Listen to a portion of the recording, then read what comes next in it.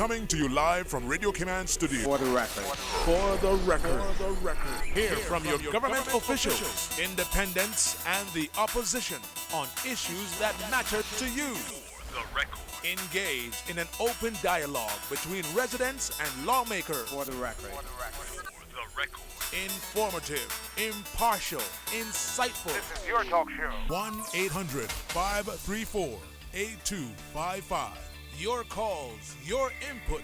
This is For the Record. And now, your host, Orit Connor. Good morning, and welcome to For the Record. Today being Wednesday, the 21st day of June 2017. I have had a long break, I think about 4 days, 4 or 5 days away from the microphone. I trust that everyone had an enjoyable holiday weekend, a long weekend, and it is great to be back in the studio with you. I want to thank you for allowing Radio Cayman and by extension For the Record into your homes, into your places of work, whether it be an office cubicle or if you're working in the outdoors, into your vehicles as you traverse the busy roads of the Cayman Islands. Of course, For the Record is a show produced by the staff and management of Radio Cayman, and it is geared towards keeping you abreast of issues as they arise and play out on the local, regional, and international scene. I'm your host, Orit Connor, and you're welcome to join me every Monday, Wednesday, and Friday from 7:30 a.m. until 9:30 a.m. Our phone lines are always open. There is always someone there waiting to take your calls. It is normally that beautiful radio voice of Miss Susan Watson. You can call us on our toll-free number, provided courtesy of Flo. That toll-free number is 1-800-534-8255. You can also call us on 949-8037 and 949-6990. Of course, if you don't like to talk on the telephone, you can then email us at For the Record. That is one word, For the Record, at CANDW.KY. It is my pleasure to have back in the studio with me this morning after some absence as well, Dr. Steve McPhail. We want to say hello to Miss Teresa all the way over in Russia as well. Had the opportunity to speak with her last night. Also, we were talking about some of the social challenges here in the Cayman Islands, some of the social issues, and I have some of her thoughts that I will share with you this morning also. So without any further ado, let me say good morning and welcome back to Dr. Steve McPhail. Doc, good morning. Good morning to you, to Mr. For the Record, Orit, and good morning to your listening audiences here and abroad. It's good to be back after such a long marathon trial in the Grand Court. It's not over yet. Only the first phase of the verdict phase is over, and then the sentencing phase comes in sometimes in August. But it's good to be back with you and to be back with your listening public. I enjoyed this show, and I really missed it. And it was only when I was away for such a long time that I really, really missed the show. Well, it's really, really good, to have you back. We've had so many discussions. I was doing some research, and I have some of it online. I think one of our callers some time ago, may have been the tax man, asked a question in relation to elections in the Cayman Islands and when the first election took place. And I was reading over the Hansards in the Legislative Assembly over the past few days, concentrating mainly on the 1991 when we chose our first the speaker to have a Caymanian speaker in our Legislative Assembly. And I came across some of the things that she spoke about because, she certainly knows a lot of the history of the Cayman Islands, especially when it comes to legislative matters, and that she is our national hero, the Honorable Sybil McLaughlin. And she I found where the first recorded election in the Cayman Islands, not the first election, but the first one that was recorded was in 1931. That's the information I got. I don't know if you were able to confirm that as well, Dr. Steve Macfield, but that was pointed out that the first the first recorded election was in 1931. I don't understand what you mean by recorded election.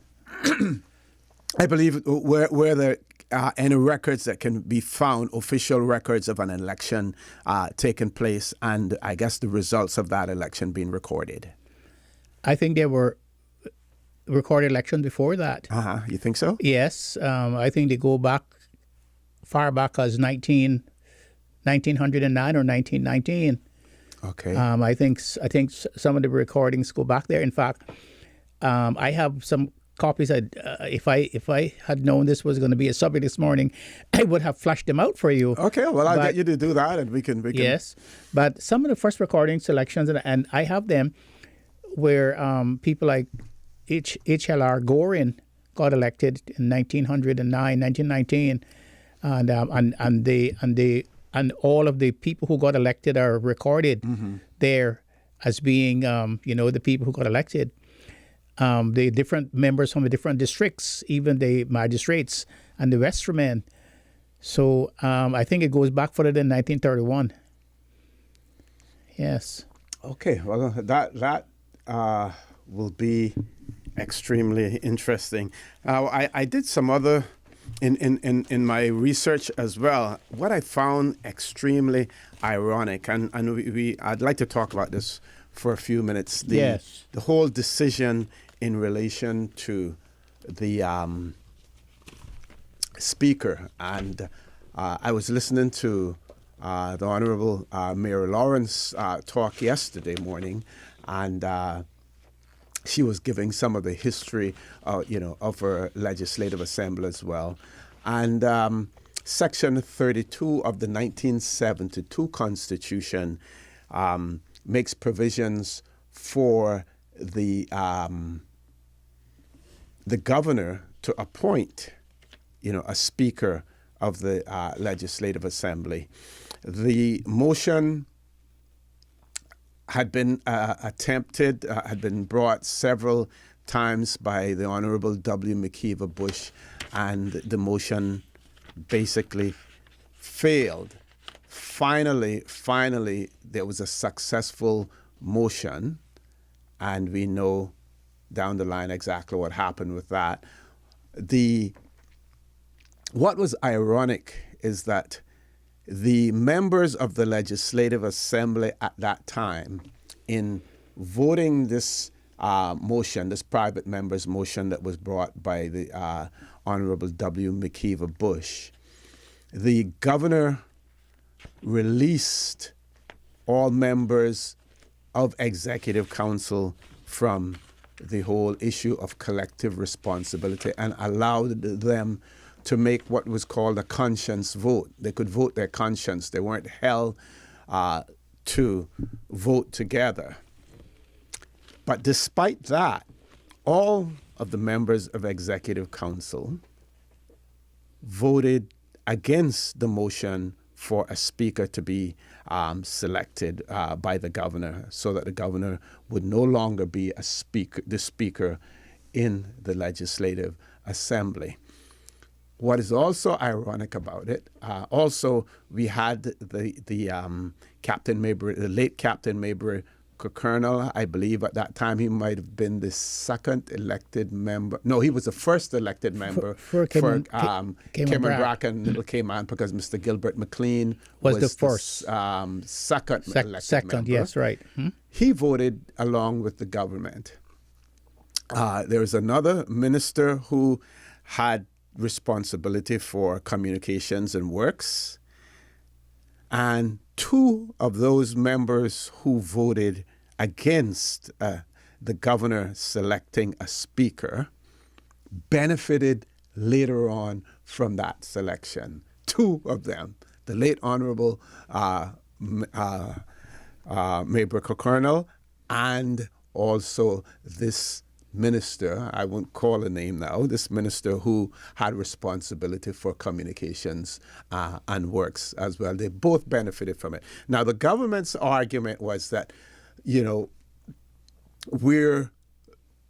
they're contemplating changes to the Constitution. So instead of us voting now for the governor to select a speaker, we want to wait until the change in the Constitution takes place. A real flimsy excuse for them doing what they did in terms of voting against it. But the motion eventually prevailed, and we know what happened from there. Any comments on that, Dr. Well, it goes to show you that we are not politically mature, and we have never been politically mature. For instance, I have been calling for Section 55 of the Constitution, 55.3, for some minister to take the responsibility for the police over from the governor. But I haven't seen any response to that call. Mm-hmm. I know that they have put a lot of other things into force that we have been talking about here on the radio. But it shows you that a lot of people who get elected don't really have should not be in high constitutional political office. Why they're waiting for, I don't know. It seems to me like a lot of them do not want to take responsibility to run their country, to advance their country, and to play the role of legislators. They're always looking for the English person to do so. And this is another example of that capitulation of their responsibilities. I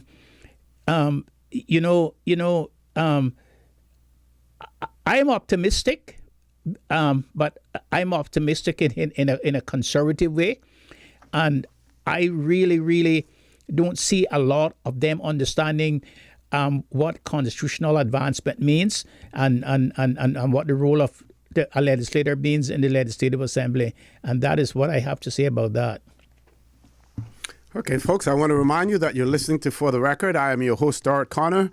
My co-host in the studio with me this morning, back with us, Dr. Steve Macfield. Please stay tuned. For the Record is going to take a short break, and we will return immediately after that break.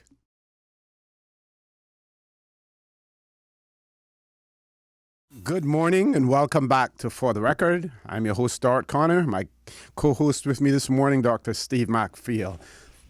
Dr. Macfield has found some of his documents, and we're going to talk about that. We probably will do that immediately after the news. I want to concentrate a little bit on the Legislative Assembly. The throne speech on the 15th of February, 1991, that was given by the then governor of the Cayman Islands, Alan Scott. In his throne speech, he spoke about various topics, spoke about government administration, he gave even an administrative history of the Cayman Islands as well. That's a little bit too long to read now, but we're concentrating on the office of the Speaker. And here's what he says here. He says, I now come to the office of Speaker. Development and political maturation, together with a need for more efficient administration, were by 1970 pointing towards the Assembly being headed by a separate individual. The 1972 Constitution enabled the governor to appoint a speaker in place of the governor as presiding officer. Following a motion in the Legislative Assembly. Whether the time was right for this change has been debated periodically, but finally, in September of 1990, the elected members of the Assembly came to the conclusion by a majority that the long-standing constitutional doctrine of the separation of the executive and legislative powers could and should be brought into effect in the Cayman Islands. I have accordingly appointed a speaker and shortly this House and the community will witness the swearing in and installation of the first Speaker of the Legislative Assembly for the Cayman Islands. And so, a Caymanian is about to assume the office of Speaker with the rewards and problems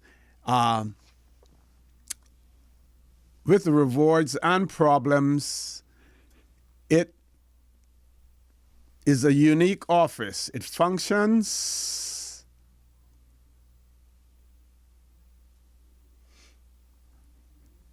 by the will and with the consensus of the members of the Assembly.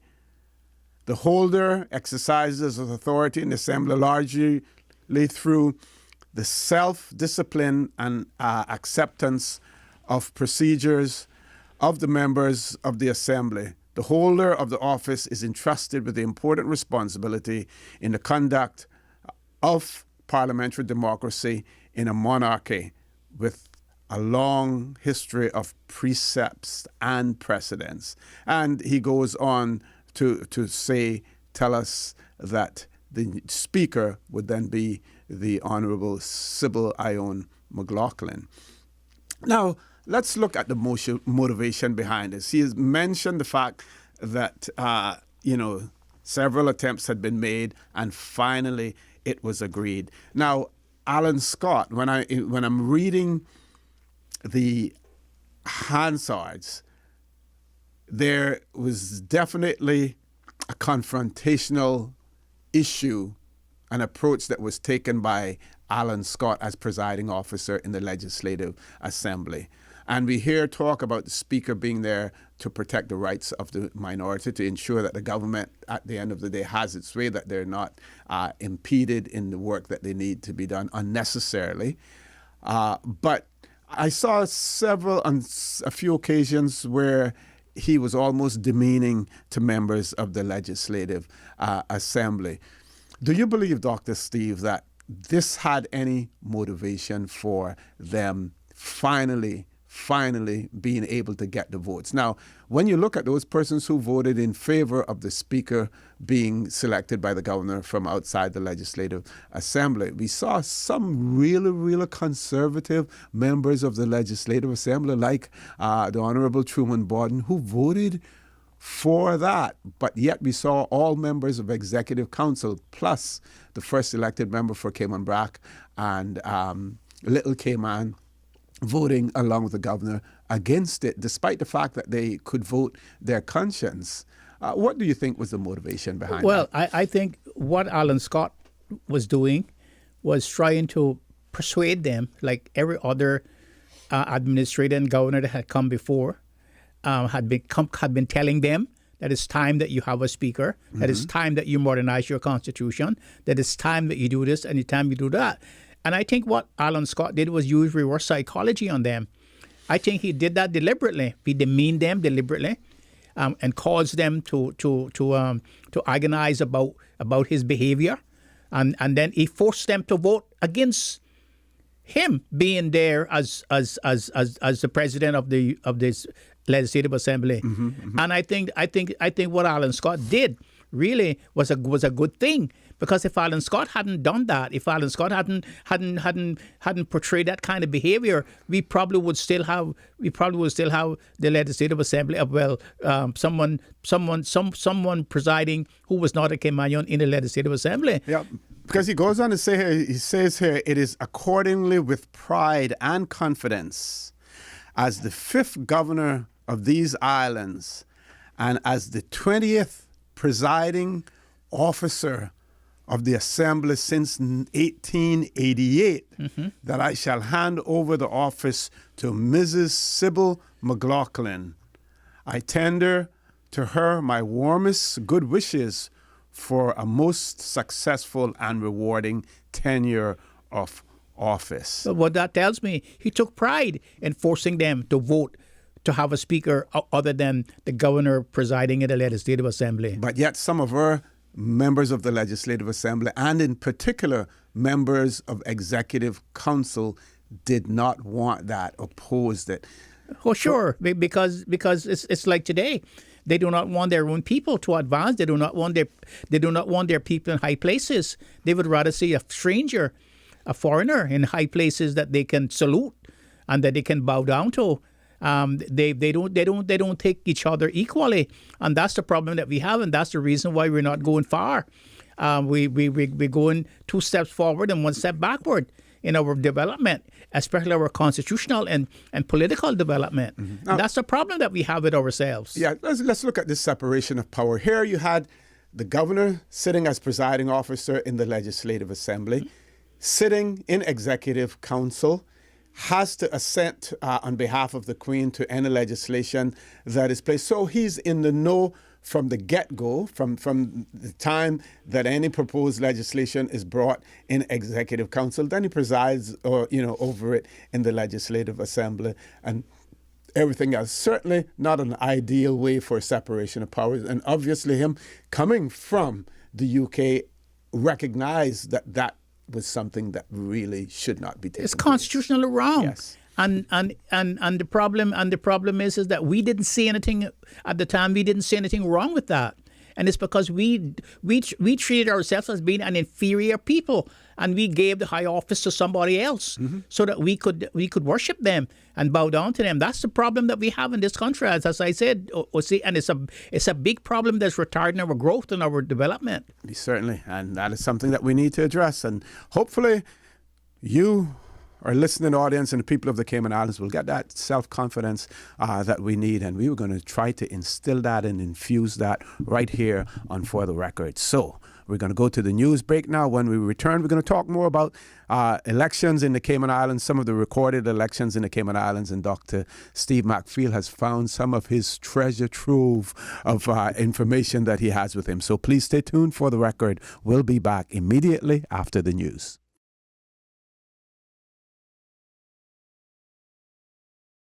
Good morning and welcome back to For the Record. In the studio with me this morning, my co-host, Dr. Steve McFeel. One question from our listening audience, Dr. McFeel, and it is for you. It says, question for Mr. McFeel. Do you think it is appropriate for the now financial Minister of Finance, Mr. Roy McTaggart, to say to a person seeking his advice and decision on a matter which concerns his office to say, quote, I need to contact Mr. Archer, the previous finance minister, to hear what he has to say to deal with your question, unquote. Mr. Archer is not in government and should not be getting involved in such matters now. And they want your view. Do you think it's appropriate for the minister? If the question is a right question,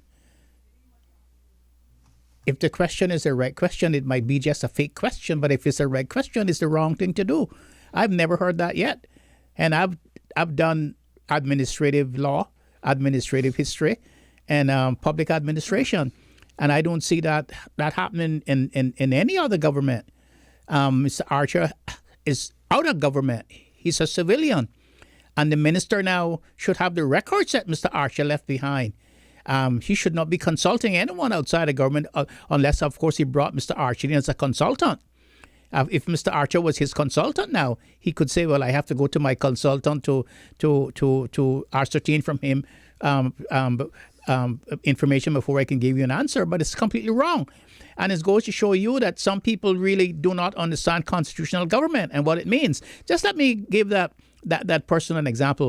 In 1974, when I joined the government as a clerk of the courts, and we were taking training in public administration from the late Harry McCoy, who was one of the most decorated men in the Commonwealth, from Her Majesty the Queen. Mm-hmm.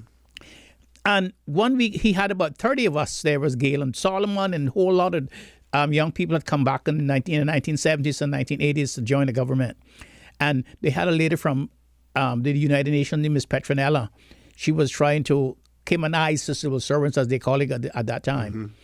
And he had us up one Friday afternoon in the large common room in the glass house, and he gave us an assignment to go home to do. And the assignment was, come back and tell him what is government.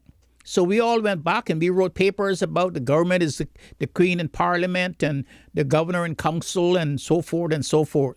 And when he came back, he read our papers and he said, ha, ha, ha, ha, ha, ha. No doubt, he says, if you all was at college, you would get A's. And he threw all the stuff in the garbage. And we were wondering, like, what's his behavior? And he says, government is a set of records. Says government's a set of records? And he says, yes. He says civil servants are hired and retired. And he says politicians are elected and unelected. But the record that they leave behind remains.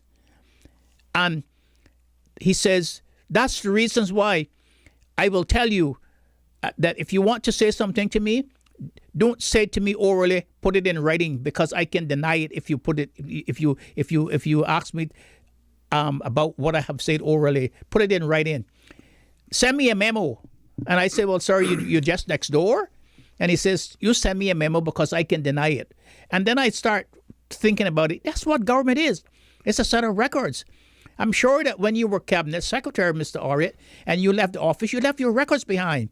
And the other cabinet secretary who came in behind you, go to your records and saw the policy of the cabinet secretary.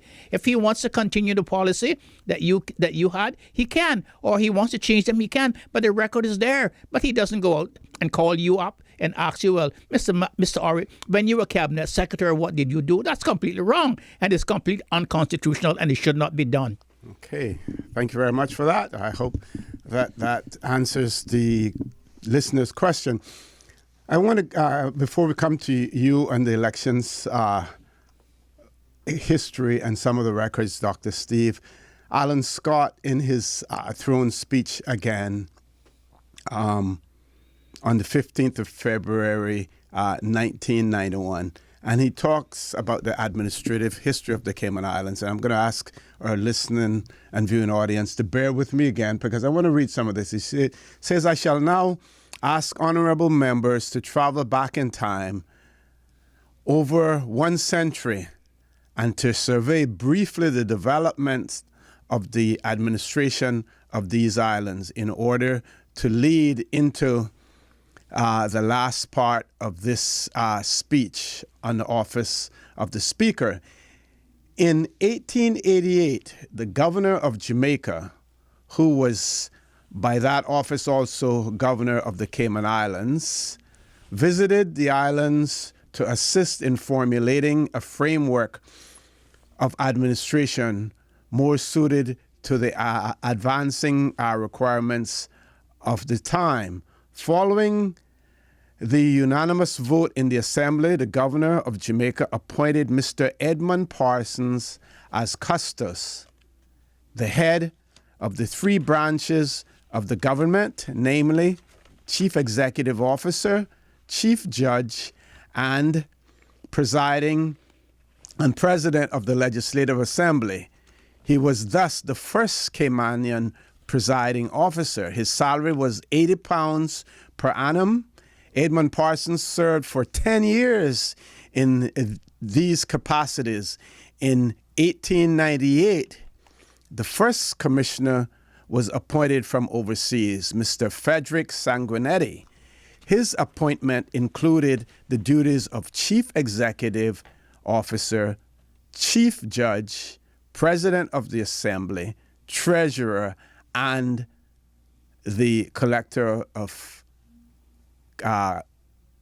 General. So he was, what do you call it, Chief Bottle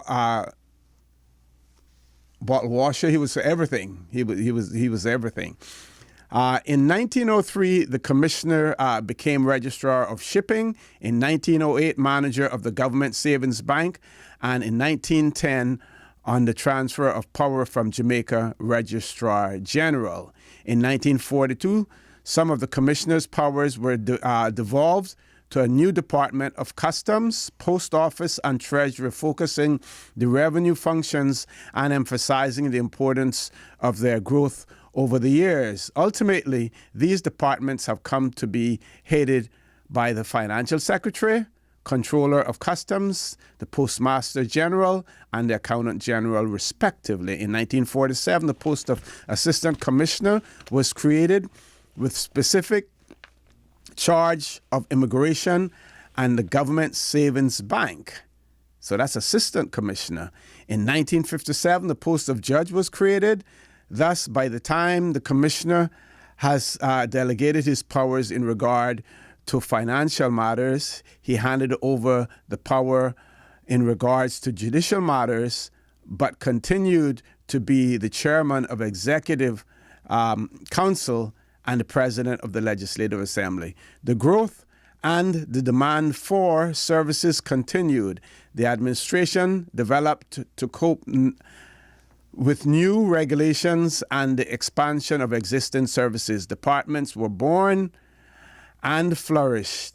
The administrator became the governor in 1972, continued to be the chief executive officer, chairman of executive council, and president of the Legislative Assembly. And that is when we saw the change then from speaker, from the presiding officer being the governor to us finally, even though it was in our 1972 Constitution, finally selecting Ms. Sybil McLaughlin from 1972. It took us from 1972 until 1991. How slowly the wheels turn here in the Cayman Islands. Dr. Steve. Well, it's very interesting to see what Mr. Parsons did.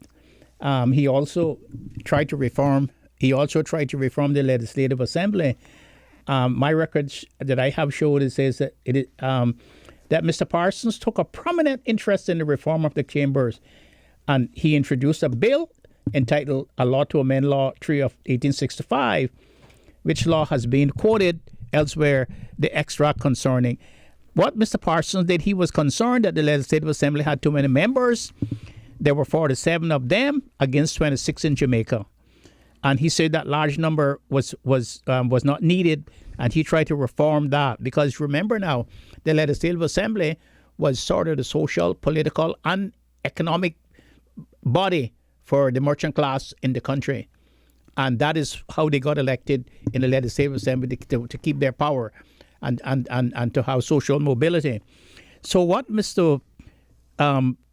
Parsons did, he introduced a bill to that was moved by W.C. Watler, and it was seconded by Mr. McTaggart, and but the bill didn't pass on that day. It was held over. Mm-hmm. It was what it calls order to lie over for another session. But he was a reformer, and when you look at some of the paperwork between the governor of Jamaica and the governor of the Cayman Islands, you'll see the governor of Jamaica writing to the governor, Commissioner Hare, and saying that Ada Parsons was one of the most prominent, one of the most efficient men. Mm-hmm. He kept the government books straight, and his reports were impeccable reports. So Edmund Parsons was one of the people who reformed. Now, so Edmund Parsons was what came after Sangrenetti. Remember Sangrenetti? Yes. Shaden Sangrenetti. Right, and that's what Shaden Road. That's why Shaden Road was named after. Yes. Because Shaden Sangrenetti. Shaden was his mother's name, and Sangrenetti was his father's name. Okay. So he named Shaden Road after his mother. So that had to be some Spanish or something like that, because in the Spanish you take your father's surname as well as your mother's surname. Yeah, but he must have had some European on English, not English family structure, because he was an English civil servant, Yes. that the served in Jamaica when he was appointed. So there you have it, where people had been trying to reform the Legislative Assembly from back in 1888 and 1865, and so Edmund Parsons was one of the heroes that we should look forward to. Mm-hmm. Okay. Now, you would have heard me talk about acceptance speeches and stuff like that, and the late Honorable Edna Moyle and her acceptance speech and how she laid out the responsibilities of a speaker. Miss Sybil, in her, the Honorable Sybil McLaughlin, I always refer to her as Miss Sybil, in her acceptance speech on the 15th of September 15th of February, 1991. And I'm going to read parts of this verse. It says, "Honorable members, thank you all very much for your kind expressions of welcome and your good wishes. As is known, the speaker is not to take part in debate or make speeches unless it is to bring messages or communications to the House. But as this is a special and historic occasion, I avail myself to the opportunity." And we saw, and when you look at the Hansard, you see how really Alan Scott went on in the Legislative Assembly in terms of he was more than a speaker there, which again was cause for concern. She goes on to say, 8 years ago, these islands were busy making plans to celebrate 150 years of parliamentary government. A search of the Jamaica Records Office, as well as those in London, provided much background information on the early days of these islands. The first recorded election, and this is where I got that from, the first recorded election was held on the 10th of December, 1931, and the first meeting was held on the 31st of December of the same year. The second meeting on the 2nd of January, 1932, was probably the most important, as this meeting passed legislation regulating the number of elected representatives and their attendance at meetings. If they did not attend, they were fired. Meetings were bicameral, as we already heard from one honorable member, with the magistrates assembling in one room and the elected representatives in another. Any law passed by the representatives was not valid until it had been assented to by the magistrate. A senior magistrate normally presided over the magistrates. In the 18th century, William Cartwright is listed as the first stipendiary magistrate, and he served between the years 1750 to 1775. He styled himself as governor and was succeeded by William Borden in 1776, who was also called Governor Borden. One honorable member has also noted that in the chamber, we have the Honorable R. Carl Rattray, QC, who is the Attorney General of the Jamaica Ministry of Justice, who was the first stipendiary magistrate appointed to these islands in 1957. In 1804, Governor Borden recommended the appointment of John Drayton as magistrate. His appointment was confirmed by the governor of Jamaica, Governor Nugent, on the 11th of March, 1934, 30 years later. Drayton was recorded as being a senior magistrate, and it can be assumed that he presided over the magistrates.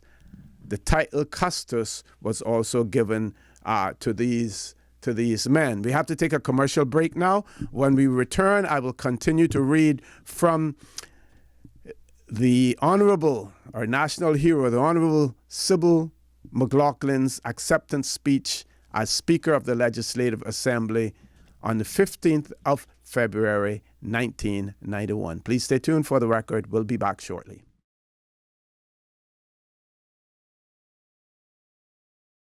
Good morning and welcome back to For the Record.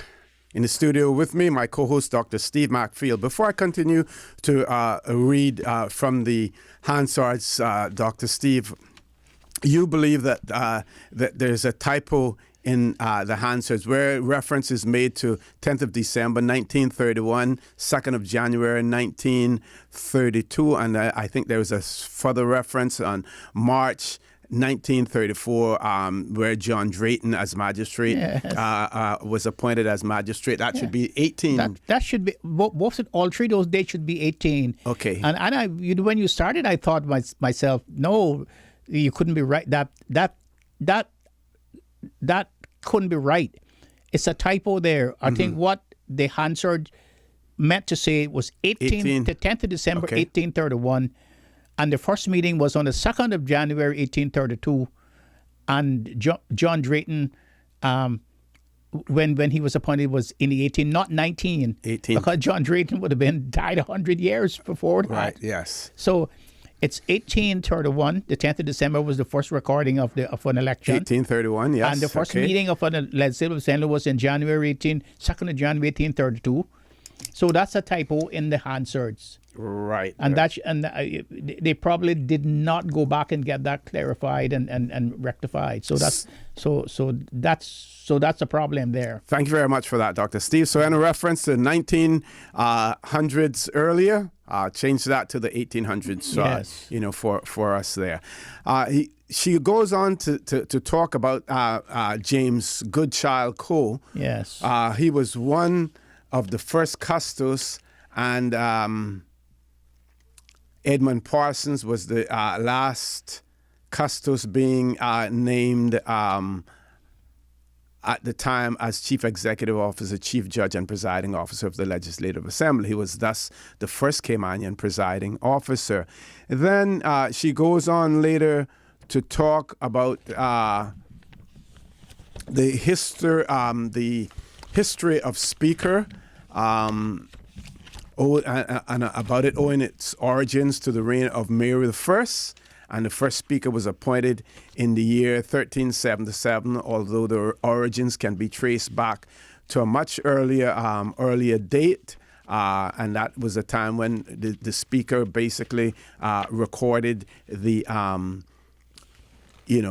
what Parliament did, and transmitted those records, and eventually became the Speaker.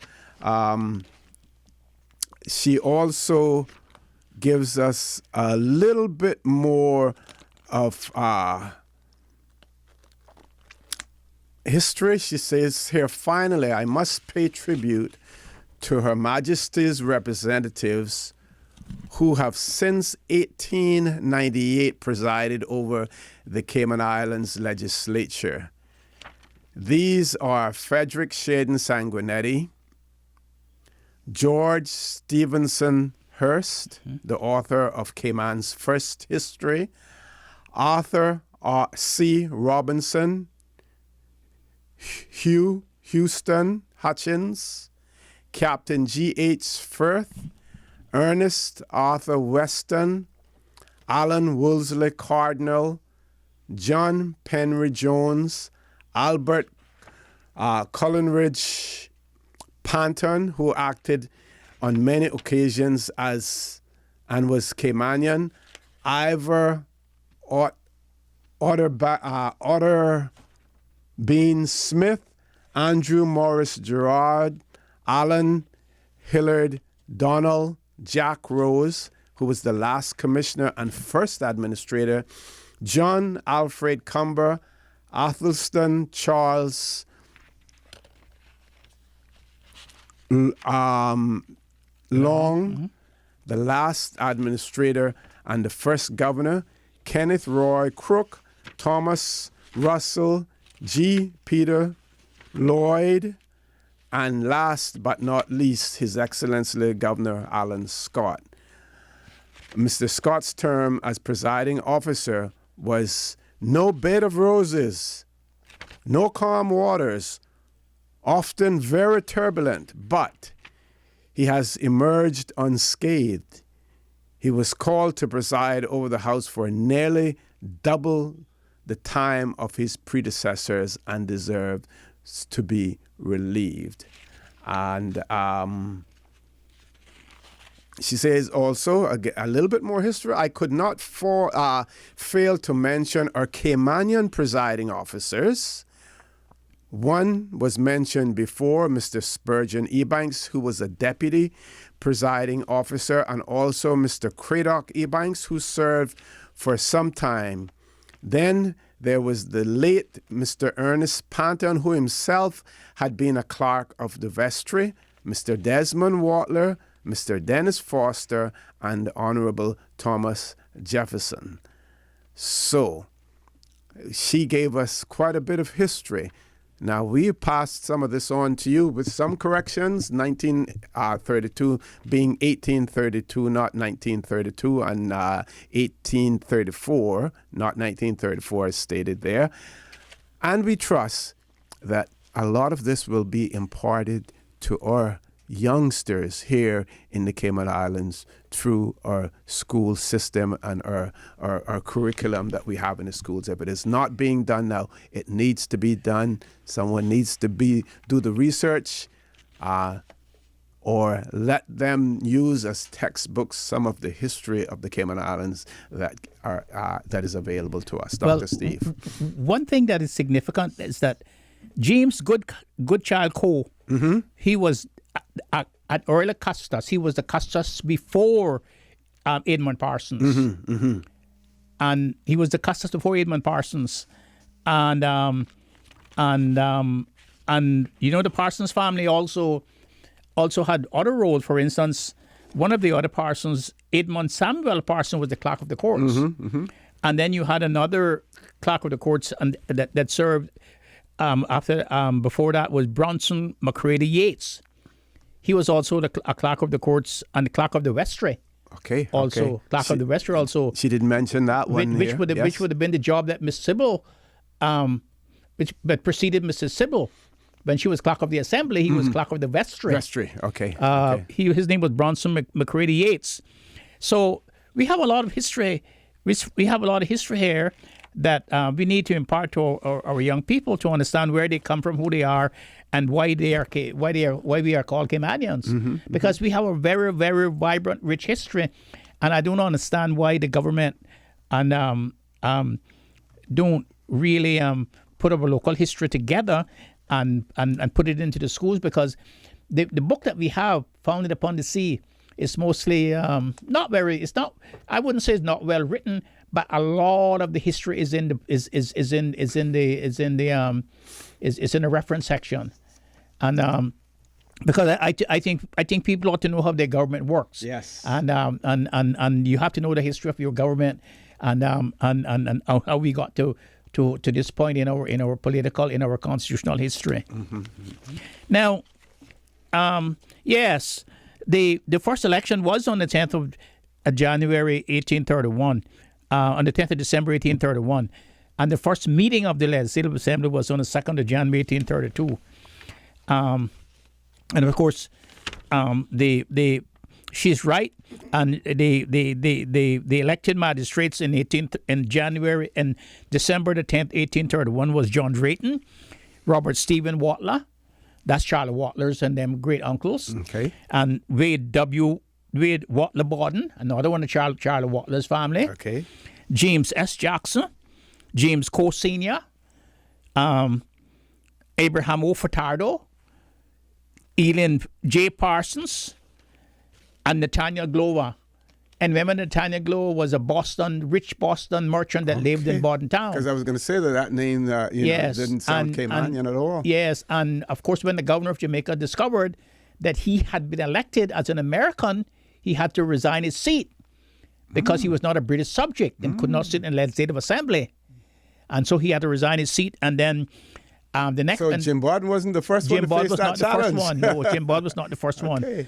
And the vestryman that was elected on the 10th of December 1831 was George W. Wood, James Coe Sr., W. Eden Jr., John Goodhue, James Parsons Jr., William James Borden, Howard Lindsay Thompson, Samuel Parsons, and William Borden. Now, the records between 1831 and 1839 are scanty. But you'll notice the next election was that we have records for is 1839. And the results are Georgetown, William James Borden, Thomas S. Thompson, William A. Thompson, and James E. Parsons. And in Borden Town, Richard Carter, Thomas Greenwood, George McCoy, John B. Wood, J.D. Watler, Joseph Borden Jr., and P. McLaughlin. And in Spots and Prospect, it was James S. Jackson, William R. Borden, Tabulon Farrell, and in South Sound was Shind Parsons and John Goodhue. And in West Bay, it was William Brown and D.J.S. Borden. Now, you notice that Northside and and East End were not represented in the Westray at that time. Okay. Yeah, they didn't come until afterwards, and then the records between 1839 and 1909 are scanty, but we have the records for 1909. I'm going to ask you to hold there for us. We're going to take a commercial break. Plus, we have one caller. But when we come back, I want you to repeat what you started there with that as well. Please stay tuned for the record. We'll be back shortly.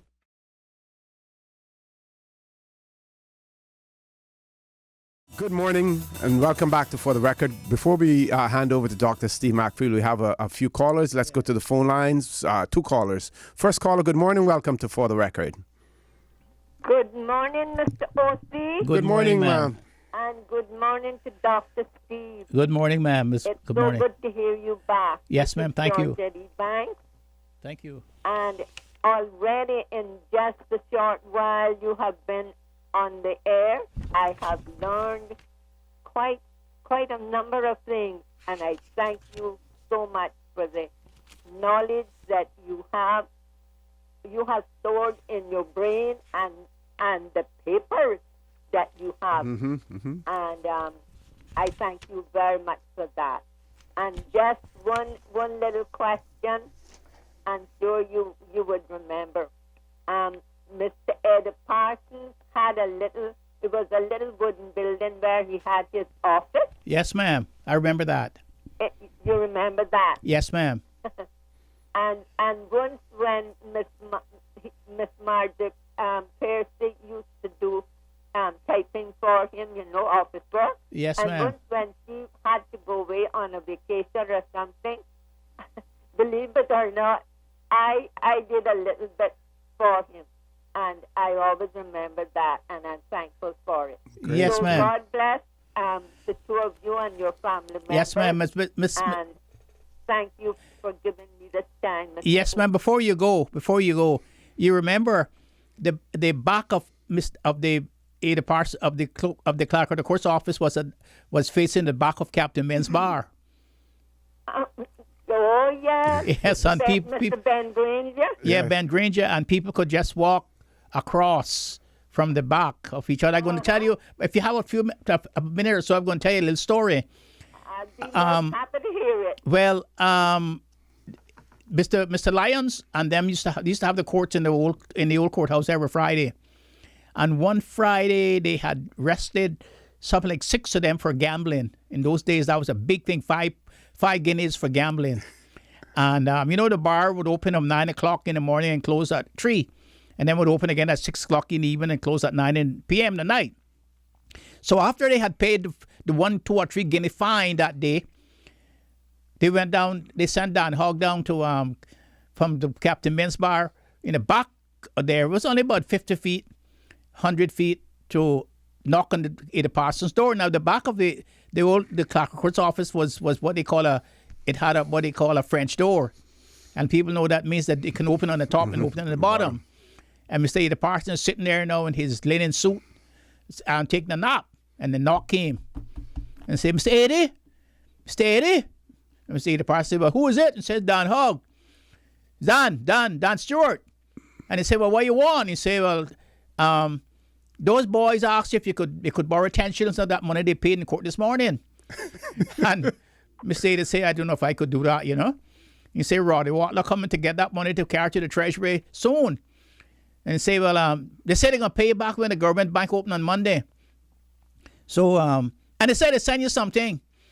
So, when Mr. Ada heard they had sent him something, Mr. Ada opened the top of the top of the Dutch door, pushed his hand out, and they put a little half a QQ black seal. And Mr. Ada put it because Mr. Ada would drink. He was a drinker.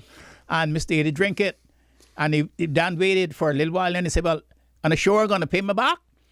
You say, yeah, they sure when the government bank open on the morning, they're going to pay you back.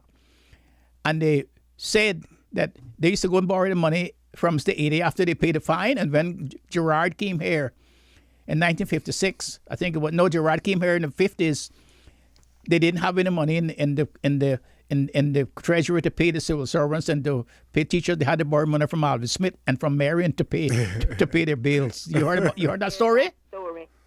And just let me tell you one little short story. The ring that I have on my finger, my mother's wedding ring that she gave me, it's red gold. And my father, or the man she was going to marry, who became my father, George Eric Hurston, he bought that ring from Mr. Ben Granger for 1 guinea, 21 shillings. Yes. Yeah. Thank you very much, and Thank you. Thank you so much, Dr. Steve. Thank you. Thank you very Bye-bye. much, Miss Georgette. We have 2 more callers. Do we have time to take one call before the break, Miss Susan? Let's take one caller. Caller, good morning. Welcome to For the Record. Good morning. Good morning. Good morning, ma'am. And good morning, Mr. Maxfield. You need to get in the schools, sir. You need you in the schools real bad. But also, I'm calling in regards to my summer lunches for my kids. Mm-hmm. I am looking for people to contact me to help me get this rolling for the month of June and July. If you could do like 2 weeks of each of the month, it would be greatly appreciated. How are the plans going for that? Have you been getting any responses so far? I got a couple of response from a couple of ladies who's willing to help get this organized and cook and so forth. Okay. But I need someone to come on and sponsor some funds so we can get it more organized and so forth.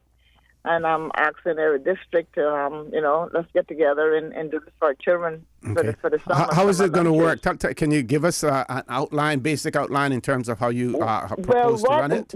Yeah, what I was looking at, OC, is every district, we get together and talk about it. And whoever donate, whatever is being donated, we all put it in one pot and divide it between the districts and let each district cook for their children. And I'm hoping and praying that I could talk to the bus owners to see if we could get a bus to each district, as if they're picking up the kids, taking them to school for that particular morning. Mm-hmm. And then we'll go to a certain location, and they'll drop them there to pick up their lunch, and they'll take them back to their bus location to get back home. No eating and drinking at the location. Just a matter of coming, picking up their lunch, and going back home and enjoy it to their leisure at home. Okay, and it will be open for all kids, or are you going to identify those that actually need? I was talking to a lady last night, and I was telling her that, we want to start her from primary school up to about probably age 14. And if it takes an 18-year-old to bring their sister and brother to get their lunch, I'm quite sure there'll be a lunch there for the 18-year-old young man, you understand? Okay. Yes. And most needed too is definitely on the list, most needed too. So I would love to do this, and I want people to please reach out to me at 928-0995. Okay. I would love to get this rolling so we can start out at least the second week of July. And anybody who's interested in getting involved in this, please call me. Our children needs to be taken care of during the summer. I know the parents are going to do so much, but they need some help as well, too. Another question that I have, and first let me apologize for using the word kids, because I have scolded people on here myself for using that. And, kids, young goats, I believe they say, right? So we refer to them as children. But suppose someone wants, rather than donating money, would be prepared to donate some of the products that you're going to use, in preparing the meals as well. Is that possible? That is definitely possible. Okay. It would be greatly appreciated. So what would be good is if you prepared a shopping list of some of the things that you need, pass that on to us, and we can announce it, and we can tell people, if you want to donate this, if you want to donate that, here's where you take it to donate it, or we can do it through the bulletin board here on Radio Cayman. There's so many ways that we can certainly address this. So put that together and get it to us. I will. I definitely will do that. Okay, thank you very much, caller. Thank you. We have one more caller. We're going to go to Headline News. When we return, we will take that other caller. So please hang in there, caller. We will be back shortly.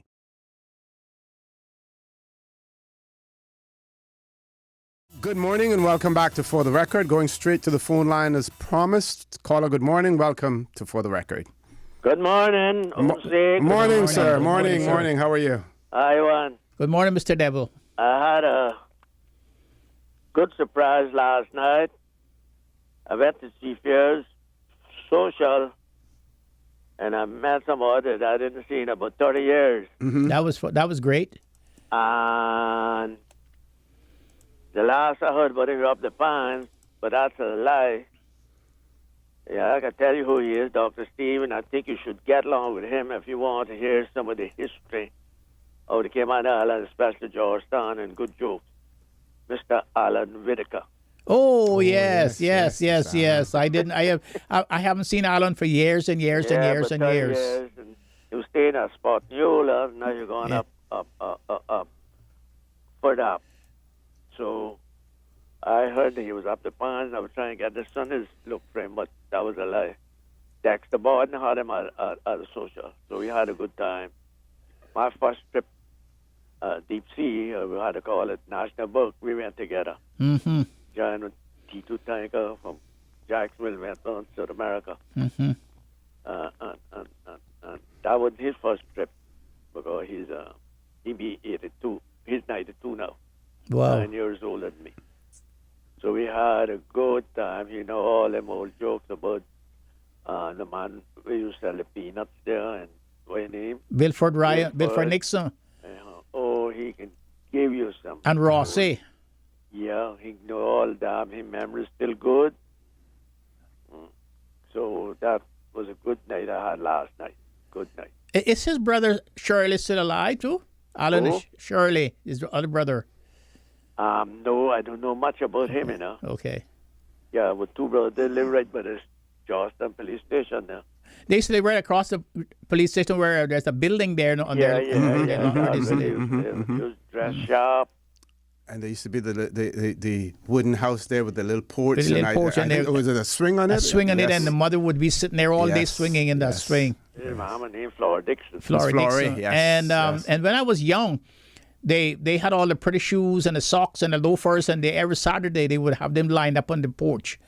So people had all the shoes polished, lined up on the porch. I didn't realize that you could have more than one pair of shoes. Yeah. So we had a good time last night talking about the whole time. That's great. Yes. We need more of that. I need to get with him. Yeah, you need to get with him. I told him, you need to get with him. Maybe get him on the talk show. Yes, that would be good. That would be good. That would be good. And he tells some jokes I don't want titled over the phone. You know, call people names, but he had a time. His brother, was aide to Commissioner Cardinal. Yeah. Mm-hmm. You know, when the first man that sent Jamaica to get hung, what ship he ran on, who arrested him and all that. Yeah. Betty from West Bay. Yeah. That was the first man that got hung in Cayman Islands. Wow. Yeah. He's a policeman too. Killed his wife beat her with his stick, with his nightstick. Beat her, killed her. Things too, dynamite and all kind of stuff. Yes. Yeah. So that was this first ship that was T2 tanker. It was full Cayman crew besides, some officers, and 6 of us delivered. Me and him, Mr. Lee Jackson, Robert E. Banks, Lee Banks, and Crosby Walton. The Dungs, all of us, all the rest of the crew still did. Okay then? Okay, thank you very much. Thank you very much. Thank you. I know exactly where he lives now, so I could go. I live like now, close to the police, close to the fire station. Okay. You were one of his daughters. Okay. Oh, yeah, I know. Thank you very much, Mr. Ivan, for that. Dr. Macfield, back to you. Yeah, and then I don't have a lot of records between 1839, but I have records for 1909. And George Hurst was the commissioner then. And the elected justice of the pieces were Edmund Parsons, William Coe, W.C. Watler, A. Crichton, William Farrington, R. Coe Wood, J.S. Webster. And the Westermen were as follows: Georgetown, Reverend R.C. Young, A.J. Roberts. And that would be Robert Young, the founder of the Robert Young Memorial That's right. Church, Emsley. Yeah, and C.J.H. Gorin, the Barbadian teacher who came here, who Commissioner Cardinal said was one of the best educated men he had ever met. Mm-hmm. And Thomas Coe and Malcolm MacTaggart, we used to call him Mr. Malay, MacTaggart. And then In Prospect, it was T.P. Thompson and J.D. Watler. Remember, Prospect was a district. District, yes. Electoral district. Yes. And Bordentown was Noon Stewart, William L. Powell, Hi H. Thompson, William L. Borden, and E.J. Lyon.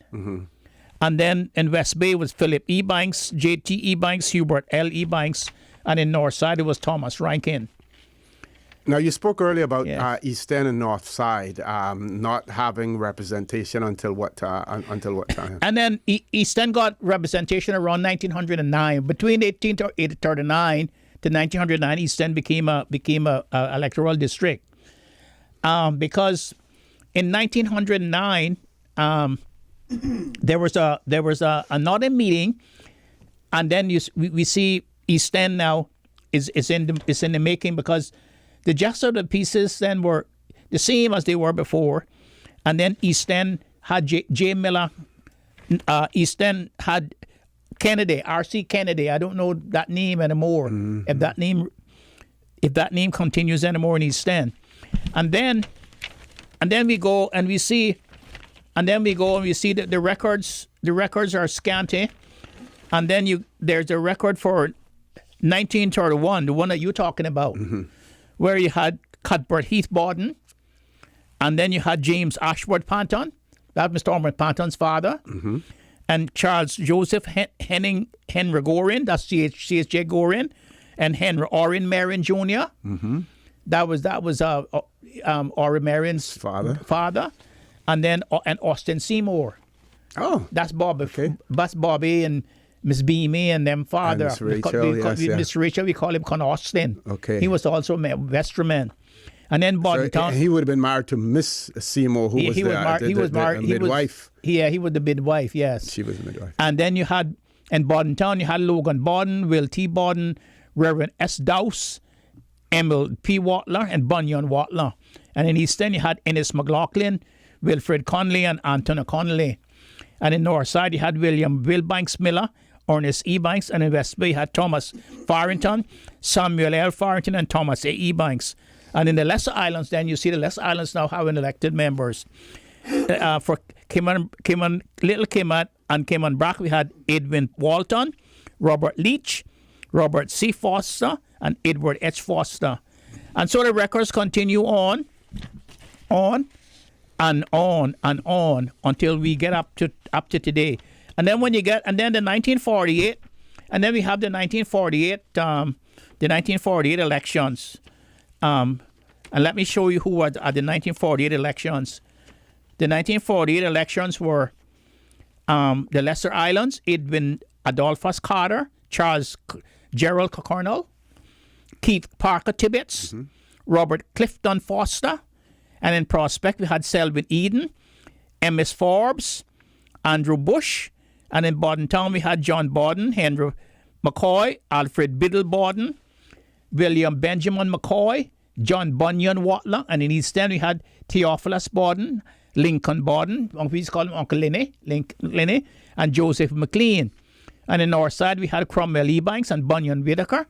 And in West Bay we had Edison McNee Ebanks, J. Safford Ebanks, Charles Garfield Farrington, J. Prentice Powell, James Cadian Ebanks. And in Georgetown we had Roy Edison McTaggart, Ormond Lauder Patton. You see Mr. Ormond making his mark for them.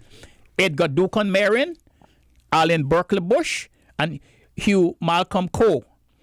Now, it was during this election that the letter was received by the commissioner from a group of women in Georgetown expressing their right to vote and to run for elections. Up until that time, women did not have the vote. It was during that election that the women made up that presented themselves and said they had the right to vote during the 1948 election. We have one caller. Let's go to the phone lines. Caller, good morning. Welcome to For the Record. Good morning to you, Mr. O.C. Good morning, sir. Good morning to Dr. Steve. Good morning. A wealth of knowledge there, and I'm learning quite a bit because politics really does interest me more. That's the history of it. See, we were satisfied to be some service in perpetuity. But I just, you're talking earlier on about the the first recorded election, and I thought the same thing also, and that's been clarified. Yes. Because I think you posed a question several weeks ago. Yes. The day and the month is right, but it's just 100 years too. Yeah. Yes, yeah. And I'm wondering, how do we get the Hansards corrected on yes. this? Because how do we? Because if someone like me who was actually looking at the Hansards and got this information there originally, by me repeating it, I'm perpetuating that error as well. So I'll have to ask the clerk of the Legislative Assembly, how can they go about correcting this record? I wondered, just a few observations, and then I'll ask a couple of questions. The Sanguinetti is an old Jamaican name, and you remember we had a Mr. Alex Sanguinetti here as the Cayman Airways. Yes. Right? And Yes. I think it's from same family, because I went to school with Sanguinetti 60 years ago almost, and David, I remember, and then also I remember my father, it could be maybe just my imagination, saying that his old friend Mr. Goring saying that his dad, I think, Melly and their father, was saying that the Sanguinetti, who came here, he did come from Jamaica. He was a senior civil servant there before, Shedden Sanguinetti. Yes, he did come from Jamaica. He was an English civil servant in Jamaica. Right. He said he almost may have been there a while, almost had a slight Jamaican accent. Now, I could be wrong with this, but I remember my father saying that many years ago from Mr. Melly and them, his friends, about their father saying so. Anyhow, the Coes, that first Co, he came to North Carolina, but they actually are from Ipswich, Suffolk, and he came here, my family record shows 1790s, because he did get married to the daughter Rachel, William Eden's fourth child from his first wife, Dorothy Bodden. Rachel, and that's who he got married to, and that's who the William Eden Jr. sold the place to, or his portion of Peterson, and bought it back. But they also, the Jacksons came through North Carolina. Also, 1760, I have it in all family records. The first, many Jacksons were married in the Eden family also. And it's just a coincidence that they both came through there. But with Coke, about 5, 6 years ago, I met and was talking for hours with a Co here from the United States. His grandfather was a William Co, and his family records show that Coes were resident in North Carolina from 1670. So it's an old family, maybe that's why he went there. And it's something that really interested me. Why I always wondered why he came through North Carolina. And it's only like 6, 7 years ago I learned the connection. And the question I wanted to ask Mr. Macfield is this. I thought the first meeting of the Legislative Assembly, or the representatives, and this is one question. I'll hang up, and then I'll ask the second question too, and I'll hang up on this now. Was on the 31st of December, 1831, and in that meeting was when they hurriedly had to pass that law regarding every man having to bear arms. No, that was in January.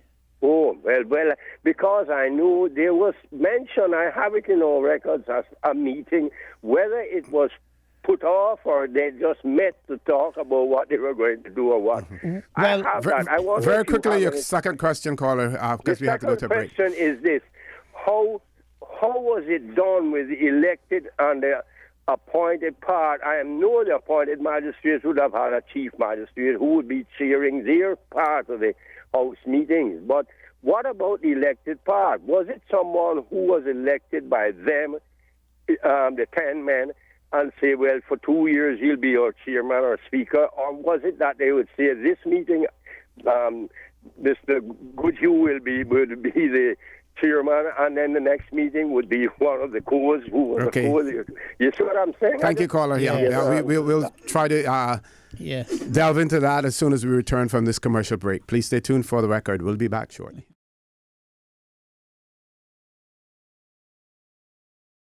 Good morning. Welcome back to For the Record. No callers, Dr. McFeel. We have about 10 minutes left. What we'll do is we'll close the calls off now, and we will give Dr. McFeel an opportunity to I was talking about the 1948 election. Mm-hmm. Now, the 1948 election has, notwithstanding that the women first made a move to be represented in the Legislative Assembly by the letter, but it also had another twist to it because it ended up in a tie between H.M. Coe and another candidate. And that was on the 10th of August. And then an election, and by-election was called in Georgetown again for the 14th of August. And that election wound up in a tie between H.M. Coe and Berkeley Bush. Mm-hmm. And then another election was called for the 19th of August. And at that point, Coe wrote a very bad letter to the commissioner saying that he think the election was rigged and it was tampering with. And the new by-election was called for the 19th of August. And this time, you will see what the results were. Okay. What give us those results there? The results was Berkeley Bush won the election. Okay. Mm-hmm. But the results for the 1948 election was in Cayman Brack, Little Cayman was Edwin Adolphus Carter, Charles Cornell, Keith Parker Tibbetts, Robert Clifton Foster, and in Prospect, you still have Prospect as a district. Mm-hmm. 1948, Selwyn Eden, Miss Forbes, remember Miss Forbes? Miss Forbes and Andrew Bush. And in Borden Town, you had John Borden, Henry McCoy, Alfred Biddle Borden, and we had William Benjamin McCoy and John Bunyan Watler. And in East End, we had Theophilus Borden, Lincoln Borden, and Joseph McLean. And in North Side, we had Cromwell Ebanks and Bunyan Whitaker. And in West Bay, we had Edison McNee Ebanks, J. Stafford Ebanks, Charles Garfield Farrington, J. Prentice Powell, James Cady and Ebanks. Mm-hmm. And in Georgetown, we had Roy Edison McTaggart, Ormond Lauderpan again, Edgar Duncan Marion, and Alan Berkeley Bush, and Hugh Malcolm Coe. Those were the people elected for 1948. Okay. Now the last caller's observation and question in relation to how in the vestry, was it who was chosen to be the chief amongst them or something of that nature? I'm trying to remember his question. They chose their own chief, mm-hmm. And usually the senior magistrate would be the head of the magistrates in the vestry, and when it became justices, would be the senior justice of the peace. Mm-hmm. They would head that upper house, and then of course it would left to who would the strong man in the lower house, which was the vestryman, and usually that was the very richest merchant. And when you see how it worked in those days, you see the Edens and the Watlers and all of those people were the strong people, because when you look at for instance, the 1831 election, you'll see that some of the Watlers after they got elected, they went off to the Bay Islands, mm-hmm. and there was a complaint against them not being here, taking care of their businesses. So it was whoever could become the de facto leader. Then there was no special election for the head, or there was no legislative enactment who would be head. It was who could emerge as the de facto leader of the group of people, similar to what it is today with the opposition leaders. Okay. On the next show, we're going to look at some of those trade winds newspapers as well. I want to look in particular at the 24th of August, the issue of the 24th of August. Yeah. And that there was a vote to remove two executive council members, Mr. Willie Farrington and Captain Eldon Cockernell. Yes. At that time. Now, it seems as if, and I'm going to give away a little bit of this now, even though we're going to want to share it on our next show, is that the introduction in the Cayman Islands of a public service commission which would advise the governor on appointments to the civil service. Yes. Because there was this move to remove the politics out of the selection of civil servants, because it seems as if at that time there was still a lot of political influence in relation to the selection of civil servants. So by introducing the Public Service Commission, it would then place in the hands of the governor, after obtaining advice from the Public Service Commission, the governor would make the appointments. And members of the Legislative Assembly were up in arms about that, because it was basically reining in their influence, and Captain Captain Eldon and Mr. Willie Farrington, both of them voted in favor of it. They supported it in the Executive Council. So there was a vote of no confidence to remove them from Executive Council. So we want to talk about that. And then I want to talk about one of the administrators' speeches in February the 11th, 1965. And we talk about political parties in the Cayman Islands, and there in that speech he lauded the virtues of political parties at that time, and spoke quite positively about how the political parties, the two political parties in the Cayman Islands, were functioning at that point in time. And but yet people seem to believe that political parties in those days, were not that effective. They were very effective. In fact, the political parties in those days brought some of the reforms that we have today. Mm-hmm.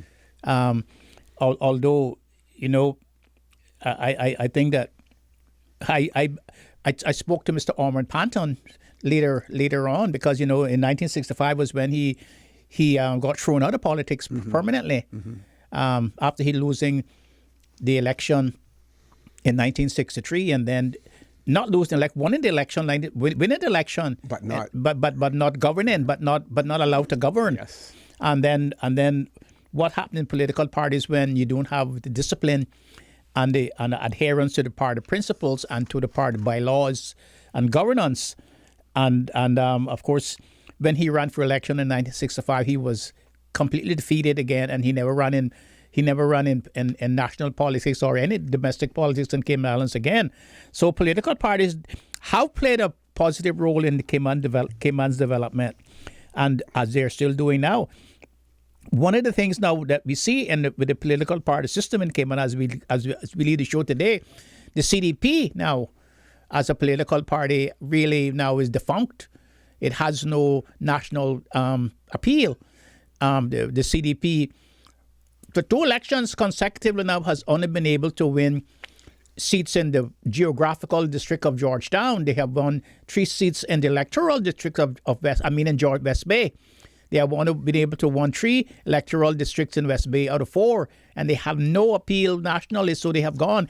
And now that their leader, the Honorable Speaker of the House, Mr. William McKeever Bush, now is Speaker, how are they going to get together? Because he has to be neutral. He cannot take part into confrontational politics or take part in partisan politics. He has to be neutral. And so he's not going to be able to revive his party. And then when you look at the other 2 members of that party, they are incorporated into the PPM, as councillors and whatever. And so that party now is completely defunct. And so there's need now for another political party as an opposition, because you cannot continue to be an opposition when you are independent, because then you don't know what's going to happen from one day to the next, as we have seen in this election. Has to be a identifiable group and organization. Yes. Ms. Teresa, in her absence, commented, and she sent this to me yesterday, some thoughts on the recent crime wave. I keep lamenting that I don't think we have ever properly catered for children that learn differently. And this goes back to when I attended high school in the 70s, where kids were placed in remedial, quote-unquote remedial, because specialist education was unavailable. Not that the kids could not learn, but the teaching mechanism and enthusiasm wasn't there. And I would argue this remains a challenge in education today, where a significant percentage of our kids, especially boys, are left behind. Not all kids learn in a classroom setting that we have, and not all kids, not all children have parents that can afford to send them to a specialist educational facility. Further, some children are not A students, no matter the educational environment. This must be factored in for some children that should also be scholarship recipients. So when you're awarding scholarships, it shouldn't just be to the brightest at all times, but should also be for children who come up in a different educational environment. You say we have to look at the proliferation of children having children and why. How children with certain cognitive disabilities are perceived or are not valued in our community, and how this contributes to the stereotype that Caymanians are dumb, stupid, unreliable, and can't learn, and the importance of parenting and the partnership between parents, our schools, and the workplace. How the workplace today, for example, encourages unsupervised parenting. And I know she spoke to me personally about, at one of her places of employment, how she was pushing for some sort of after-school facility for parents who, would work late and stuff, and to have the children there. And there was such strong opposition to that. And, she was basically shot down when this was suggested because they didn't believe that the firm, that was the role of the firm, at that point in time. So, she was really concerned about the recent crime wave. And I know that many of us, we get angry about it and we say we want something to done. The knee-jerk reaction, we want to do something now. There are others who try to look at the historical perspective and why has this happened and to address it. I think that the whole issue has to be approached from a multifaceted standpoint. We have to look at the causes, we have to address the immediate issues, and then we have to look at going forward what we do as well. So that doesn't preclude the fact that those persons who commit crimes and who seem to be career criminals, that we have to address their situation. We have to decide whether or not they can be reintegrated into society, and if they can't, then we need to make sure that we exclude them from society by keeping them. Final comment from Well, you, Dr. I didn't see you for 2 weeks, and I didn't see what Teresa had written to you. Yeah, but I sent that last night. But I had prepared something for this morning, and it's very coincidental. And this is what I prepared this morning about serious crimes. I said, serious crime and gun violence are now spiraling out of control, putting businesses and households in a state of fear and shock. I'm not going to continue to remind the establishment and those constitutionally responsible for law, order, and security that I told you that this national evil would be inevitable if proper preventative measures were not taken. That reminder had and has now no impact on crushing this assault on the country. What the country needs now are men and women with social, anthropological skills, national building experience, political and administrative will to rebuild the Cayman Islands, crumbling communities, and a national middle class. You cannot build a crime-free, peaceful society without a sustained middle class. You cannot build a middle class unless you invest in a first-class health care system that is accessible to all your people. You cannot build a strong middle class when you abandon first-class public education and leave mobility education and training to the elite who are allowed to be segregated by private institutions. You cannot build a strong middle class when you have neglected towns and communities and allowed them to deteriorate into crime habitats and ports of imports and exports for illegal drugs and stolen property. You cannot build a strong middle class when you import slave labor and allow people from outside to become the middle class but maintain their investments abroad, not in the country where they obtain their wealth and exercise their dominant social power. You cannot build a strong middle class if your own people do not come first.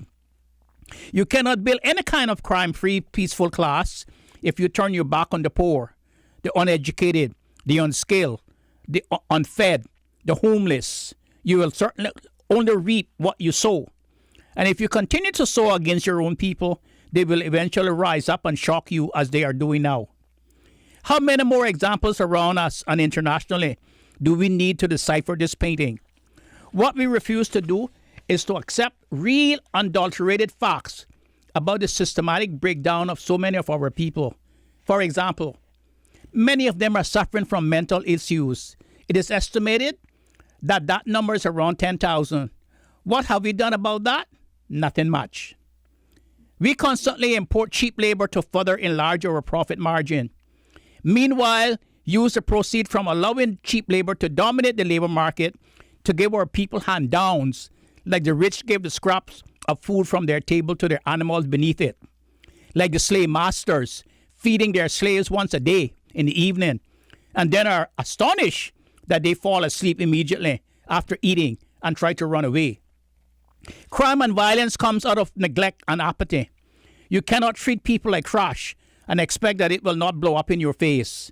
Lack of employment skills, the barring of opportunities, demoralization, and low standards are the birth mothers of crime and violence. To treat any people as inferior and not important is a kind of social and economic violence. And as has been said and repeated so many times, violence begets violence. Building a peaceful, crime-free nation is not what is only acceptable and good for the rich, it must also be good and acceptable to the poor. Thank you very much for that, Dr. Steve McPhail. Folks, I want to thank you for allowing Radio Cayman and by extension For the Record into your homes, into your vehicles, as you traverse the busy roads of the Cayman Islands into your places of work, whether it be an office cubicle or if you're working in the outdoors.